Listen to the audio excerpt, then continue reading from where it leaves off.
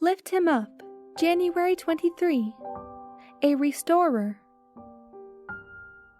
Thou shalt be called the repairer of the breach, the restorer of paths to dwell in. The Son of God came to the world as a restorer.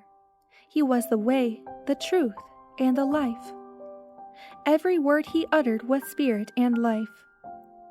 He spoke with authority, conscious of his power to bless humanity and deliver the captives bound by Satan, conscious also that by his presence he could bring to the world fullness of joy. He longed to help every oppressed and suffering member of the human family, and show that it was his prerogative to bless, not to condemn.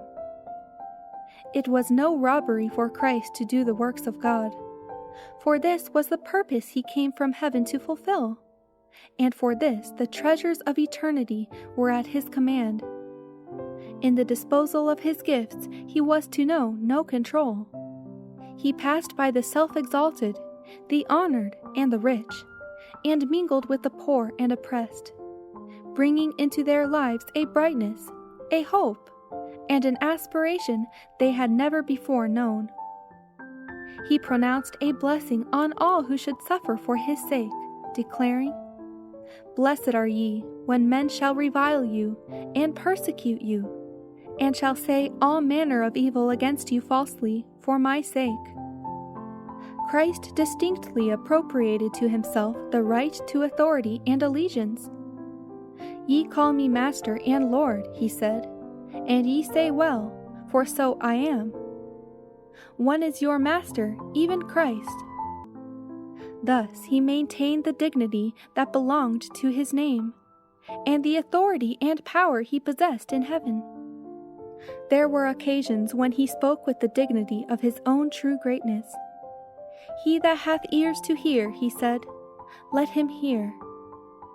In these words he was only repeating the command of God, when from his excellent glory the Infinite One had declared, This is my beloved Son, in whom I am well pleased.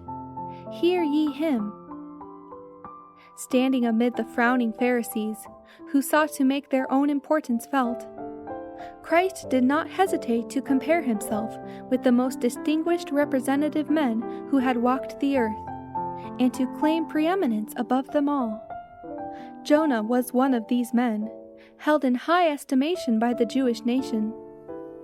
As Christ recalled to the minds of his hearers Jonah's message and his instrumentality in saving that people, he said, The men of Nineveh shall rise in judgment with this generation, and shall condemn it, because they repented at the preaching of Jonas, and, behold, a greater than Jonas is here. Christ knew that the Israelites regarded Solomon as the greatest king that ever wielded a scepter over an earthly kingdom.